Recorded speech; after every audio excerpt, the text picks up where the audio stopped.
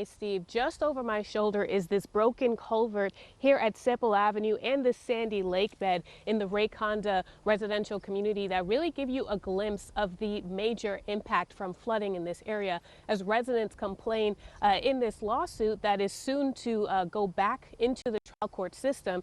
They argue that inadequacies in the city stormwater system create flooding problems like this as it's unable to prevent that flooding and major residual damage to these lakes and to these dams in the area. Every time it rains, it's like a river is running through here.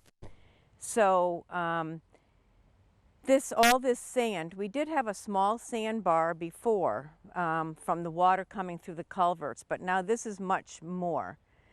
We also have lots of trash, plastic bottles. Judy Lee of the Rayconda community is the head of just one of the 4 homeowners associations waging a lawsuit against the city over its stormwater system, also including Erin Lakes, Strickland Bridge, and Devonwood Loch Lomond.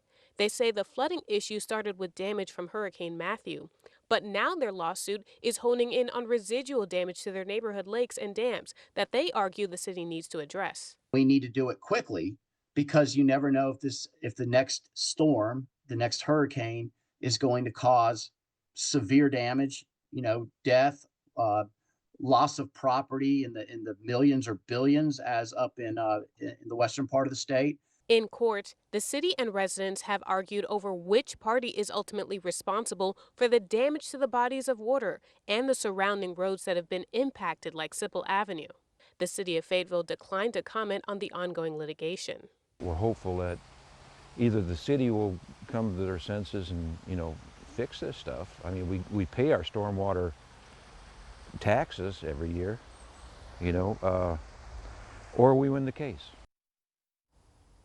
And the residents' legal team says that they are prepared to continue with this case again in the trial court system as it's about to go through that process again. They also say that the residents as well as the city do have the option of taking this case to the state Supreme Court. However, residents do stress that they are still open to having negotiations with the city of Fayetteville outside of the courtroom to create solutions for improvements to the city stormwater system that would mitigate their concerns.